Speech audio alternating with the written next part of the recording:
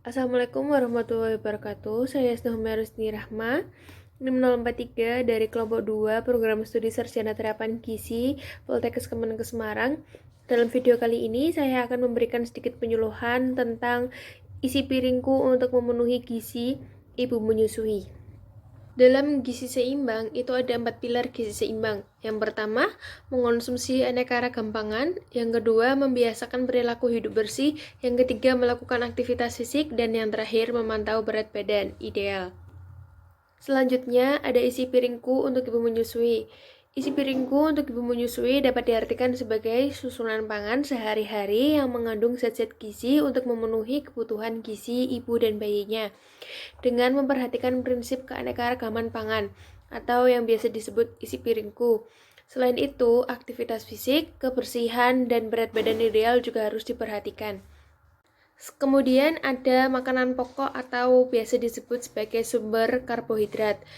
Manfaat karbohidrat bagi ibu menyusui: yang pertama, memberikan energi; yang kedua, mendukung pertumbuhan bayi; yang ketiga, menyumbang kalori pada ibu menyusui; yang keempat, meningkatkan suasana hati; dan yang kelima, meningkatkan kinerja otak. Dalam sekali makan, karbohidrat dianjurkan dimakan sebanyak 150 gram nasi atau sebanyak 3 centong nasi. Selain nasi, karbohidrat lainnya juga ada singkong, beras merah, beras putih, dan jagung.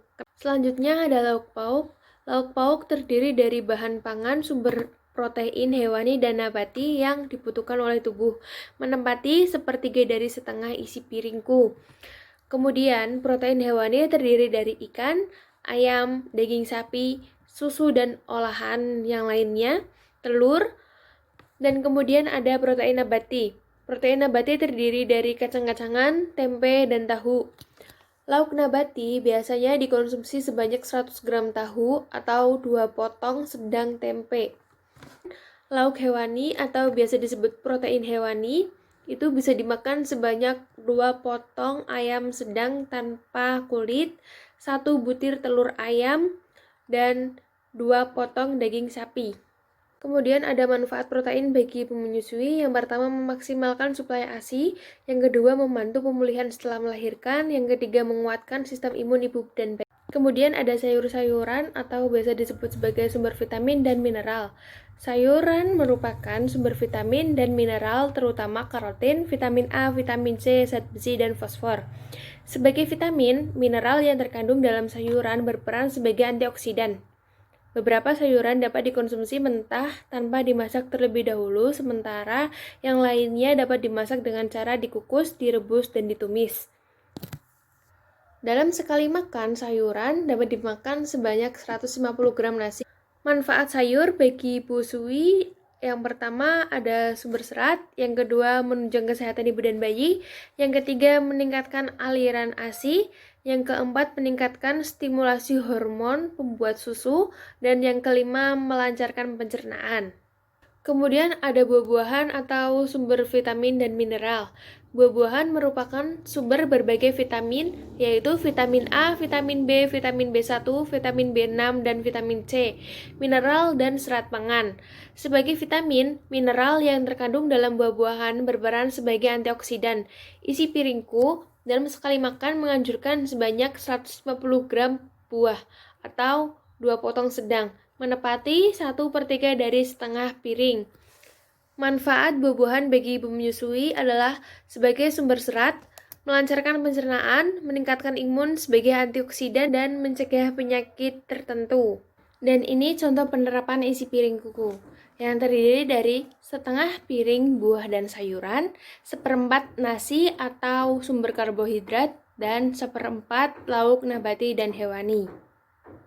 Apa saja kebutuhan gizi saat menyusui? Kebutuhan gizi ibu menyusui meningkat dibandingkan dengan tidak menyusui dan masa kehamilan. Yang kedua, ibu dalam 6 bulan pertama menyusui membutuhkan energi sebesar 500 kalori per hari untuk menghasilkan jumlah susu normal atau ASI yang normal. Yang ketiga, kebutuhan ibu menyusui akan meningkat menjadi 2.400 kilokalori per hari untuk memproduksi ASI dan untuk aktivitas ibu itu sendiri. Yang dalam pelaksanaannya dapat dibagi menjadi 6 kali makan, terdiri dari 3 kali makan utama dan 3 kali makan selingan atau makan snack. Kebutuhan gizi seimbang ibu menyusui terdiri dari karbohidrat sebesar 65 gram atau setara dengan 1,5 porsi nasi. Yang kedua ada protein terdiri dari 17 gram atau setara dengan 1 porsi daging yang beratnya 35 gram atau 1 porsi tempe yang beratnya 50 gram. Kemudian lemak terdiri dari 20 gram atau setara dengan 4 sendok teh. Lemak yang dianjurkan adalah lemak tidak jenuh ganda seperti omega 3 dan omega 6. Kemudian ada vitamin dan mineral. Vitamin yang paling penting saat menyusui adalah vitamin B1, B6, B2, B12, vitamin A, zat besi, dan selenium atau setara dengan 3 porsi sehari sayur dan buah. Selanjutnya, manfaat gizi seimbang bagi ibu menyusui. Yang pertama, melakukan aktivitas fisik. Yang kedua, sebagai cadangan dalam tubuh. Yang ketiga, sangat erat hubungannya dengan ASI yang diperlakukan untuk pertumbuhan bayi. Yang keempat, mengembalikan alat-alat kandungan ke dalam keadaan sebelum hamil. Yang kelima, melakukan proses dalam tubuh. Yang keenam, melakukan pemulihan kesehatan ibu setelah melahirkan. Kemudian ada karakteristik makanan bagi ibu menyusui. Karakteristik yang pertama, makanan seimbang kalori, protein, dan karbohidrat. Yang kedua, jumlah lebih banyak dari makanan ibu hamil. Yang ketiga, makanan tidak mengandung bumbu yang merangsang atau bau menyengat. Yang keempat, membutuhkan air lebih banyak setiap harinya lebih dari 6 gelas. Yang kelima, makanan mengandung banyak sayuran hijau atau untuk meningkatkan produksi ASI dan proses BAB, contohnya daun kelor. Ini ada contoh menu sehari untuk ibu menyusui. Pagi jam 7, ibu dapat memakan nasi, sayur sup, ayam goreng, tempe bacem, dan teh hangat. Kemudian selingan untuk jam 10, ibu menyusui dapat memakan bubur kacang hijau dan minumnya air mineral. Yang terus siang jam 12 ibu dapat makan nasi, lele bumbu kuning, sayur lodeh, tempe, dan buah naga. Untuk selingan jam 3 sore itu ibu dapat makan salad sayur dan jus mangga. Kemudian untuk makan malamnya ibu dapat memakan nasi, semur telur, cah jipang bumbu kuning, tempe bumbu Bali, dan buah pisang. Kemudian selingan malam atau untuk jam 20 atau sebelum tidur itu dapat meminum susu untuk ibu menyusui. Penyuluhan dari saya, apabila ada salah kata, mohon maaf. Wassalamualaikum warahmatullahi wabarakatuh.